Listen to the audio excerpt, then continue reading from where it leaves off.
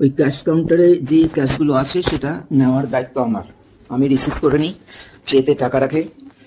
প্রথমে আমি ফুল প্যাকেটগুলো মিলিয়ে নিই, যতগুলো প্যাকেট আছে ওগুলো সব মিলিয়ে নিই। ভাউচারে যে ডিনোমিনেশনটা লিখে দেয় কাস্টমার, যে জমা দিচ্ছে সে লিখে দেয় ডিপোজিটার, সেটার সঙ্গে মিলিয়ে নিই, আমি টিক মারি এবং আমার পাশে বাঁদিকে একটা ট্রেতে রাখতে থাকি।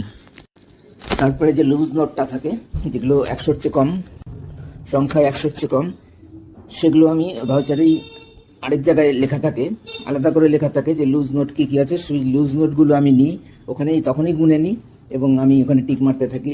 সেদিন এই ভিতরের যে এই যে ছেলেটা এসছে, মনোজ কুমারের নাম, মেশিনে কাউন্ট করেও ক্যাশ ভিতরে পাঠিয়ে দিই আমি, কিন্তু সেদিন এই কাজটা নিতে এসে নিজে এসছে। এরকম মাঝে মাঝে আসে, এর মধ্যে নতুনত্ব কিছু নেই। তো হাত খালি থাকলে এবং ক্যাশ নিয়ে বসে থাকলে আমি একটা কাজ করছি, ওই কাজটা শেষ না করে তো আমি কাজটা রিসিভ করবো না। সেই জন্য হাতের কাজটা শেষ করে আমি ক্যাশ রিসিভ করবো।